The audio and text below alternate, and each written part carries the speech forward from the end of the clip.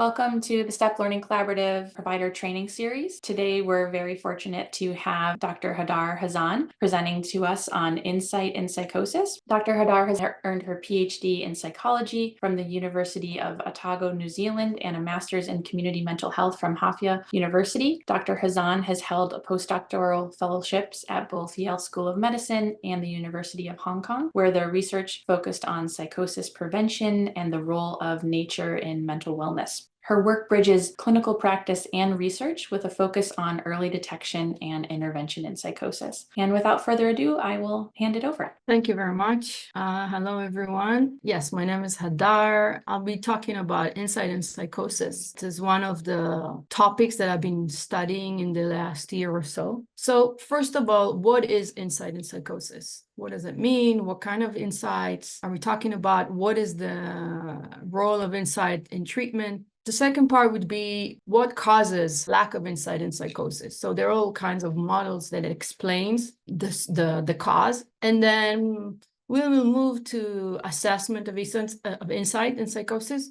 I will use insight and lack of insight interchangeably. It's a different side of the same coin. How to determine lack of insight in psychosis, what are the common tools and measures, and finally, how to deal with lack of insight in psychosis. What is the role on families, what are the challenges, and what are the strategies? What do you think when you think about the word insight in the context of psychosis? I study insight from an academic point of view, and it's very debatable. What is insight? There's a lot of different definitions, but we'll go with the simple version of things.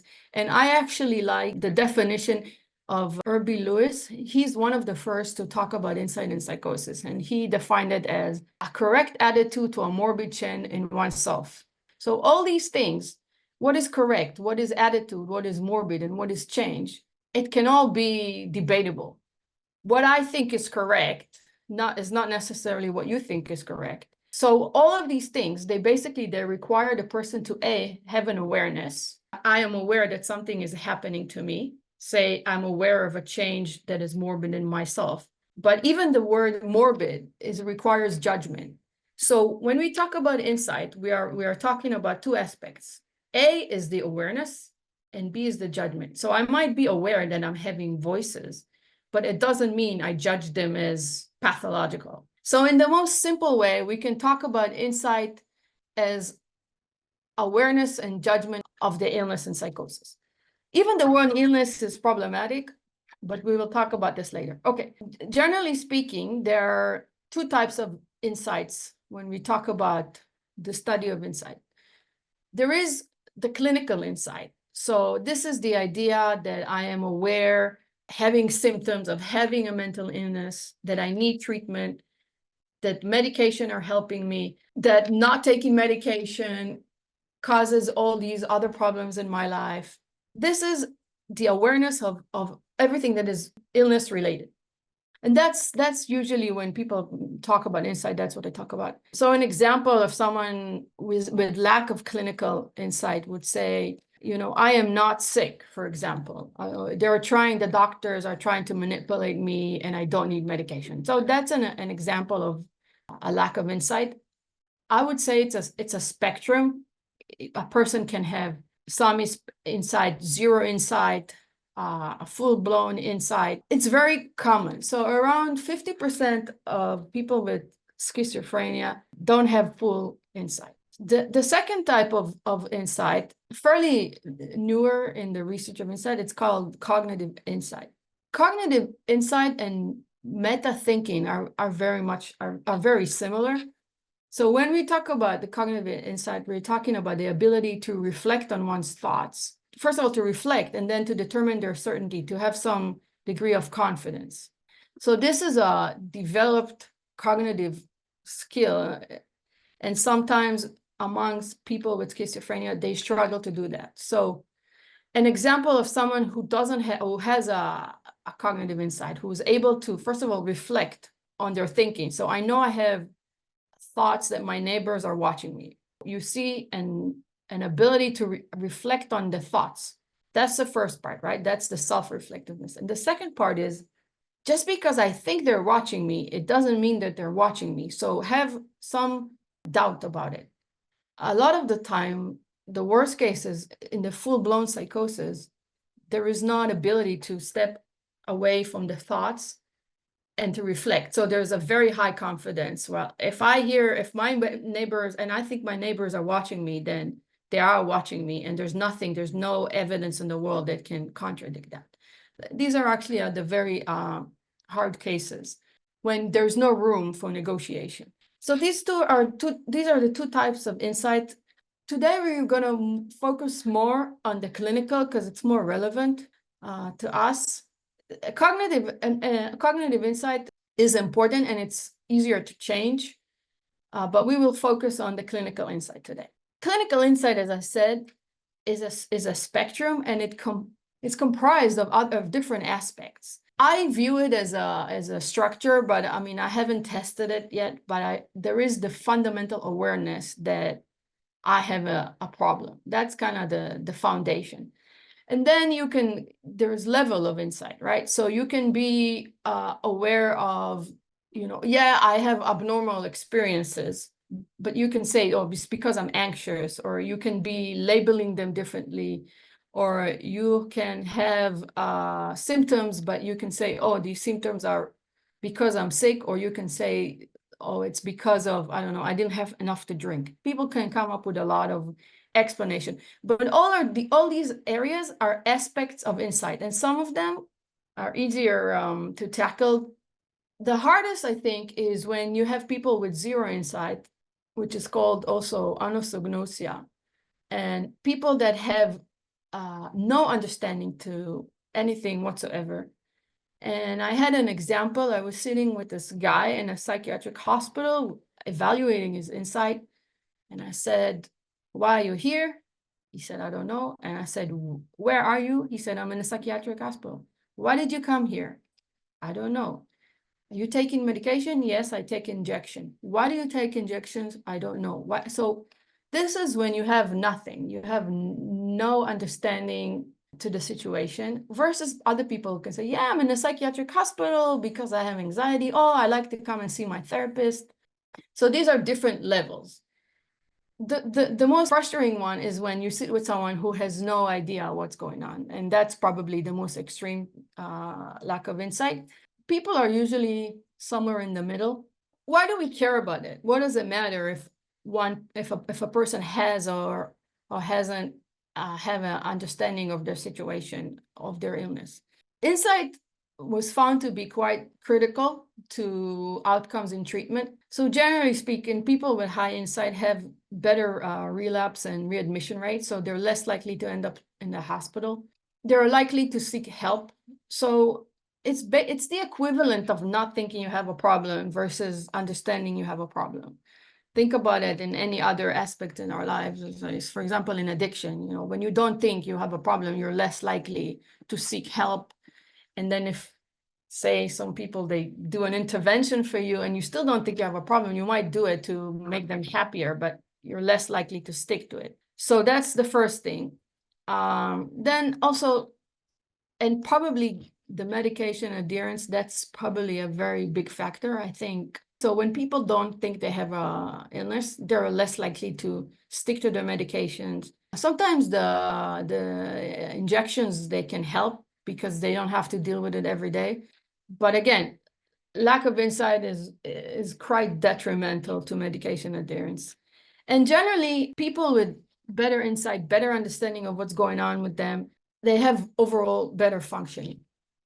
Having said that, there is what you call the insight paradox. So it's true that a lot of things are easier when you have insight, but one thing that's been found that when people have high insight, they tend to be more depressed. So that's what you call the insight paradox. So the saying of ignorance is bliss, it's kind of exemplified that. But generally speaking, insight gives you better chances of working with someone and helping them, and more likely for them to be engaged in treatment.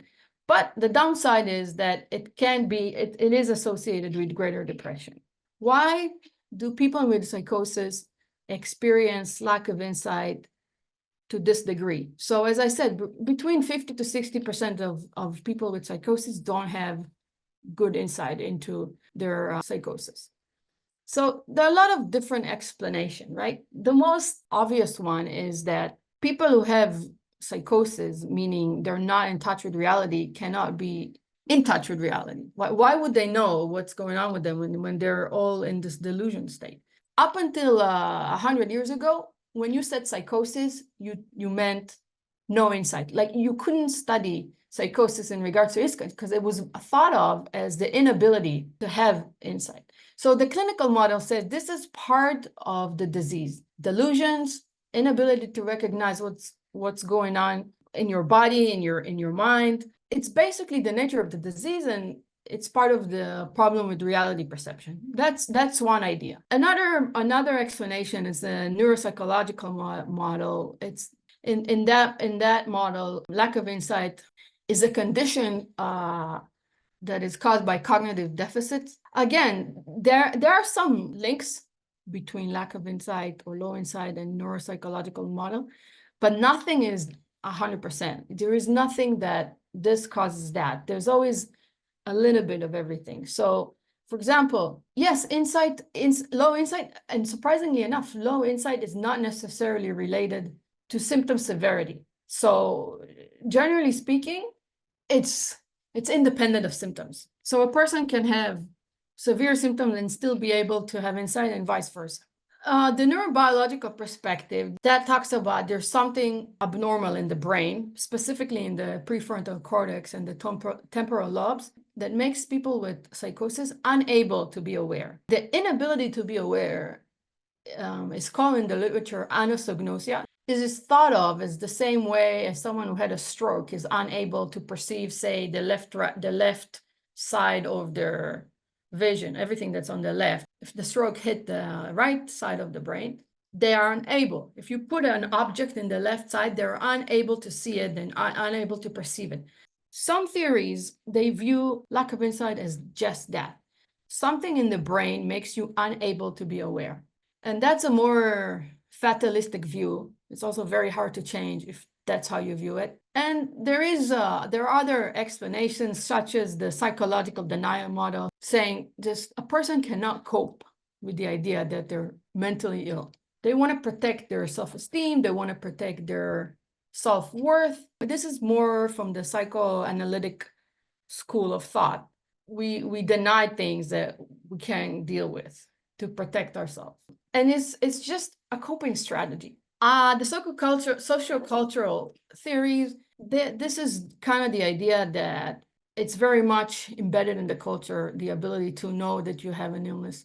So, for example, if you live, and it's somehow been backed up by research, so in some countries, when there's a high level of stigma and negative perception of mental illnesses, people are less likely to have awareness. The way mental illness or psychosis is viewed in a certain culture impacts the person's perception of themselves.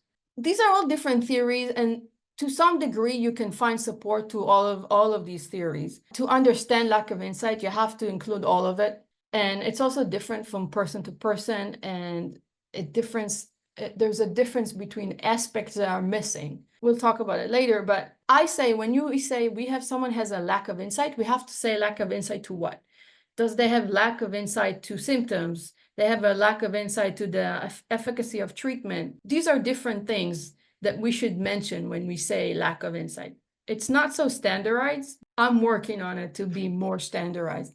How to determine if one has lack of insight? There are a lot of options to do so. There is the short way of doing it, is taking a few items from an existing scale. So, for example, the AMDP, it's an existing scale. I don't know, it has a long list of items, but they have 3 items that specifically focus on insight. For example, the example of lack of feeling ill. So the question is, does the patient acknowledge their illness despite symptoms? Can a patient recognize their mental illness, and are they refusing treatment? This is kind of old way of doing things. I don't think this scale is so much, these items are used as much today. Another way of doing it, and it's probably the most common way, is the PANS. So the PANS is one item, G12. The PANS is the positive and negative syndrome scale. It has one item that evaluates insight. I didn't think much of this, and I didn't think it was so great, but then I actually used it in one of the studies, and it turned out to have a really good predictive validity. The PANS, the way it's evaluated, is quite holistic. So you look at the person's ability to recognize their illness, to acknowledge their symptoms, to understand that they need treatment, the awareness of the consequence and when they don't get treatment. So it ranks from 1 to 7, and it's done by a clinician.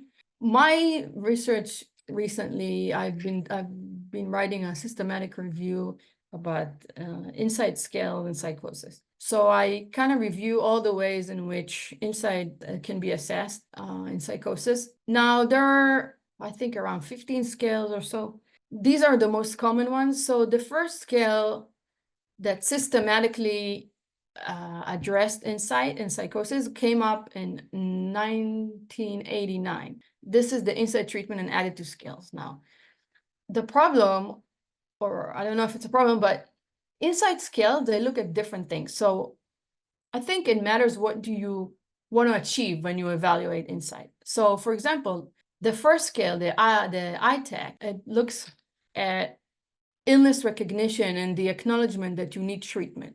Depends on the outcome you're looking to predict. That's how you should choose a scale. The most thorough one is the SAMS.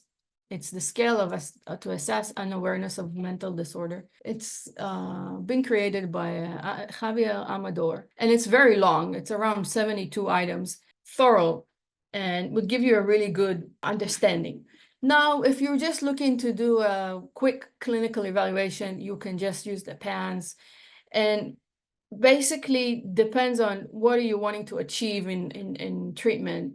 Then based on that, it's good to choose your insight scale. There is one, the schedule for the assessment of insight expanded version. That's a self-report. You can just give it to the patient. The other ones are clinician rated. They vary in their length. So the ITAC and the BEAS are quite short. The SAMS it's quite long, and it's more used for research, for clinical research. And the SAI is a self-report version, makes it quite easy if you want to do big scale stuff. One of my argument in my research is that they vary, so they measure different things. So I think that's the problem when you combine and when you compare research. It's sometimes hard to conclude anything because some focus on attitudes, other focus on consequences. So it's really important, again, I'm saying that to say insight to what? When someone has lack of insight to what? If they have general lack of insight to anything that's happening, or they have just specific. And I think treatment can also be tailored to types of lack of insight. Lack of insight is probably one of the most frustrating things about psychosis. If you have no prior knowledge, it just makes you want to go and bang your head against the wall. You feel like there's no one to communicate with. First of all, it's very, very frustrating. It's very, very frustrating, but I think it's good to know that it's part of the illness, right? So we're talking about 50-60% of people experiencing lack of insight. So it's not against you, it's not on purpose, it's just part of the problem. The role of families when we deal with people who have no insight or very low insight is, first of all, being on top of things. I mean, it's hard as it is to care for someone with psychosis, but when there's someone doesn't have insight, it's even harder, but it puts extra layer on the caregiver. First of all, the symptoms. I mean, you have to be really vigilant about recognizing worsening of the symptoms, because the person cannot tell when something's going on. But if you've been with the person long enough and you kind of know them, you can see very subtle things. Like you don't just wake up in the morning in the psychiatric unit. Usually it's a slow decline, and it's important for the family to recognize that. Now, another thing is the medication. There needs to be some monitoring of that. Of course, it needs to be subtle. You don't want to make the person feel like you're monitoring them, but this is one of the problematic aspects. A lot of the time, probably most of the time when people end up relapsing is because they don't take their medications. I had a friend, she used to say, well, when you get given antibiotics, do you ever finish the antibiotics? And she had a point, right? You feel better. You're thinking, well, I don't need to complete 12 days of antibiotics. So it's the same thing with psychosis. You feel bad, you get this medication, you feel better, and then you think, well, I'm cured, I don't need medications. Totally relatable, totally understandable. It's not easy. There are a lot of side effects. But this is the role of the family, to be the person that can keep the clear view of what's going on. Medication are a must. It's a slippery slope. And finally, because a person with lack of insight don't think they have a problem, it's sometimes up to the family to help the patient get care and access services and treatment. As I said, lack of insight includes quite a bit of challenges.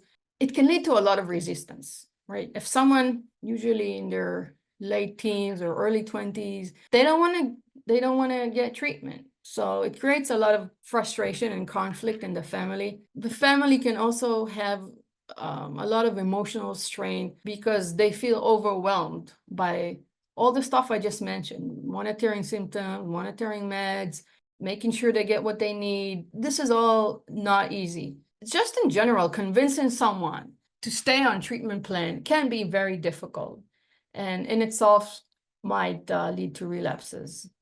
So what should we do about it?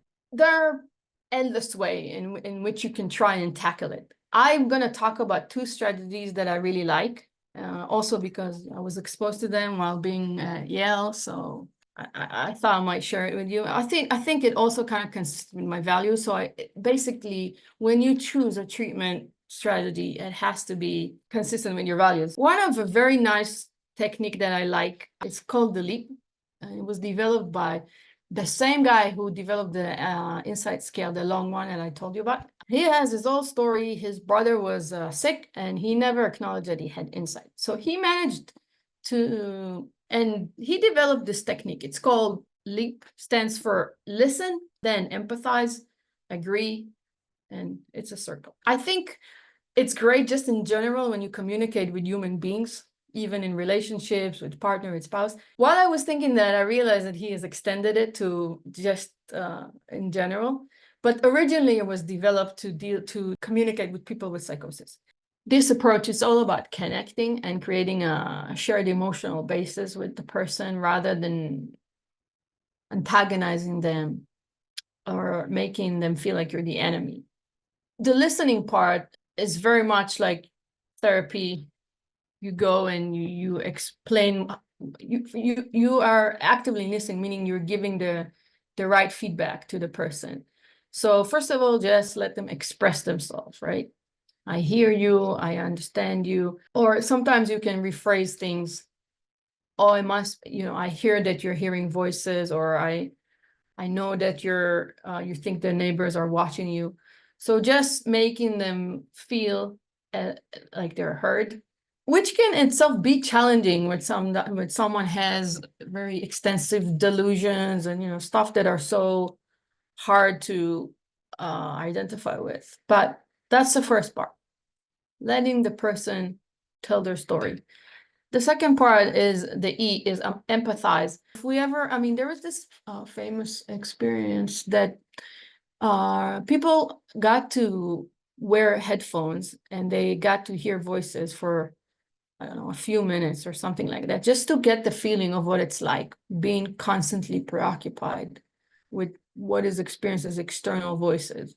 So I think trying to actually put yourself in their shoes, I wonder what it's like to always fear that someone is watching you or that the FBI is after you. So again, empathizing and then communicating that empathetic view. So yes, it must be very hard to feel like the neighbors are watching you or that someone has tapped your phone. Sorry, I'm just referring to the very kind of common symptoms, but it can be anything else, obviously. Or to be so scared of going outside. So empathize.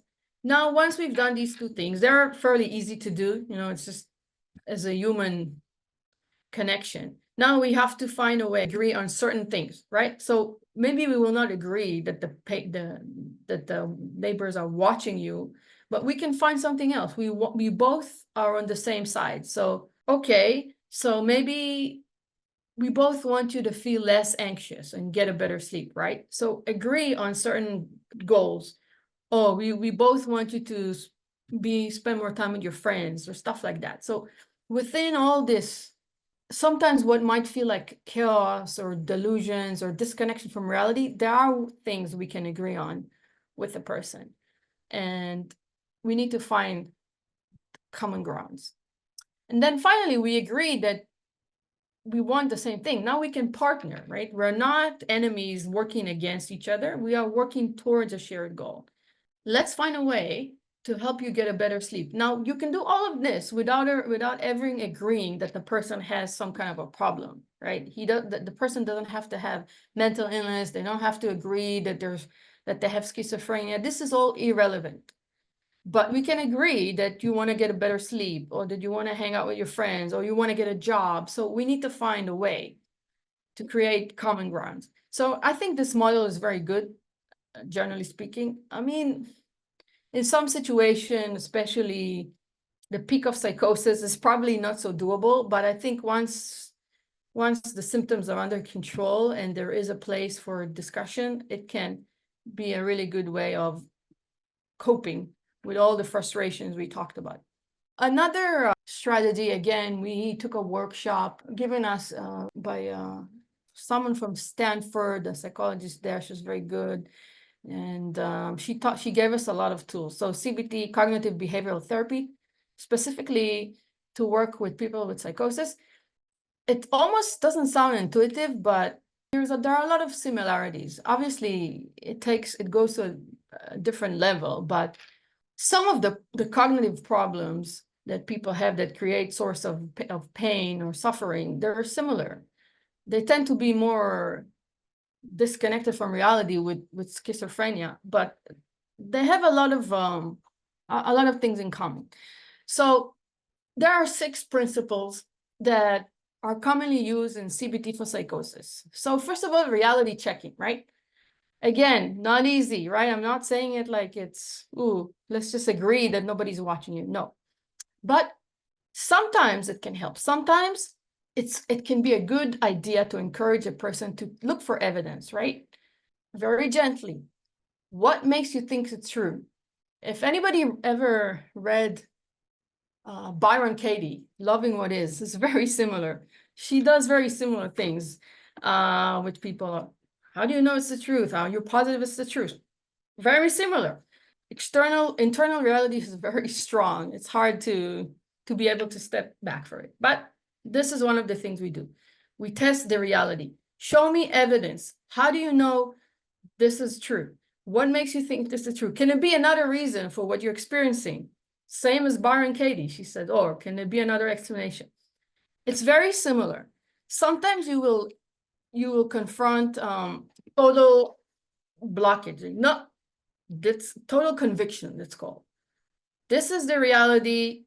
I once had a patient, she said she had someone installed something in her ear, and they're tracking her, and she keeps having pain. And I said, you know what?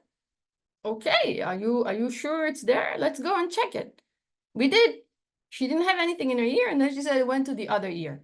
But she was open to it. So reality testing, right? This is also for us, when we're not in psychosis. Sometimes we believe things are true when we don't have evidence.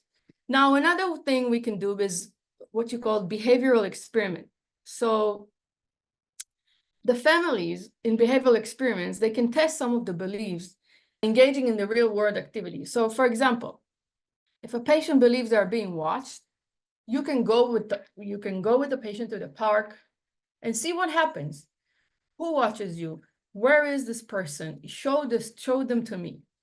Another way of doing it, this is actually a study that's been done not so long ago. So recording the result. People, while they're having a psychotic break in the hospital, were recorded. And then it was shown to them. Surprisingly enough, it was effective. However, there was no difference between showing the person a a recording of themselves in a psychotic break versus showing someone else in a psychotic break. But that in itself helped them to enhance insight. So in that case, yes, I might be experiencing something that is not real. They might not be following me. So behavioral experiments. Now, coping strategy with voice says, there is a movement, I think it was established in the UK, it's called the voice hearers. They're known in the world for, rather than fighting with the voice, to embracing them. I don't know that it's always possible, because some people have positive voice, but a lot of the time it's not a nice experience. But there are two ways you can cope with it. First of all, you can find ways to distract yourself. So help the person distract themselves from the voices. Just take away the attention. There was Pat Deegan's very famous. She's a psychologist who also has a lived experience. And I think it was her, she said, wearing headphones. That's how she used to deal with the voices, right? This is an example of diverting their attention. Another way of doing it is engaging with the voice. Rather than fighting them, rather than trying to get away from them, is asking questions directly. Asking the questions to the voices. What do you want from me? Help them develop a sense of control over the voices. I guess it depends. These both can be good. Physical activity. Laura mentioned it. I did a postdoc in Hong Kong, and I looked at components of mental health. And I think physical activity, just moving your body, can really help with getting away from your thoughts. I didn't discover it, but I just looked at it in certain aspects. I think it's true even with psychosis. Now, another option we can do, and not another, everything has to work, kind of depends on the time, the context, the severity. Another way, it's also used in the regular CBT, is cognitive restructuring. Just like we do with the general public when they have unconstructive thoughts, we challenge the negative thoughts and belief, right? So first of all, identify. Helping the patient recognize that they're thinking negatively or catastrophizing things, right? Oh, I'm never going to have a job. I'll never have a girlfriend. Nothing ever works out for me. That's a thought that is catastrophizing things. So first of all, identifying it. Now, the second thing is, let's reframe it, right? Let's have a more realistic interpretation, right? So could it be that the neighbor wasn't looking at you for the reason you think? Or could it be that you're just going through a rough time? You just came out of the hospital a month ago. You had a psychotic break. And you see this a lot when you talk to patients. They feel like their life has ended, understandably. At the same time, we have to remember that the sense of self, who they are, is completely shattered after the first psychotic break. So it takes time to rebuild it. So reframing the thoughts, encouraging the patient to consider more balanced, realistic interpretation. This is temporary. This is not a definite. Relaxation technique. So this is just the usual stuff we know from other CBT programs. Controlled breathing, mindfulness, staying in the present, listening to relaxing music, anything that can reduce the stress, because when a person is stressed, it tends to exacerbate the psychotic symptoms. So families can help patients in practicing these techniques. Sometimes the best way to do it is, rather than saying, oh, why don't you do this to relax? Just do it yourself, right? If you start meditating, or if you do like, oh, I take a 3-minute break to do breathing, the person sometimes sees it and they want to be part of it because they see it's working. Or you go out for a walk every time you're agitated, then you're setting a role model to the person. Just like everything else, you need to model the behavior. Now, finally, just in general, it can just be overwhelming to do little things, getting in the shower, or I don't know, waking up early. So the idea is, you're not, the person is different than what they were before they had this break. So now it's like you have to relearn everything and start from scratch, right? Let's focus on doing laundry. I had a patient that I would refuse to see her if she didn't properly wear, just change from her pajamas to something else. Like, the least you can do is wear a proper clothes and put a bra on. And it might seem like a small thing, but it's a lot. You want to create these building blocks that you rebuild the person's routine and sense of self, because having the experience of psychosis it really shatters the families. And also sometimes, I mean, this is what I did in my PhD. I studied aspects of self, and a lot of the people talk about before and after, right? Before and after the psychosis. So you want to start from scratch, and you want to set small goals, achievable goals that you can measure. And I think if you reduce the bar, then you could see progress. If you keep saying, oh, you have to get into Yale, then you will always be disappointed. But if we just see, oh, okay, cook your own food, wake up in time, do laundry, little things that give the person a sense of achievement. Okay, right on time. That's all I had to say.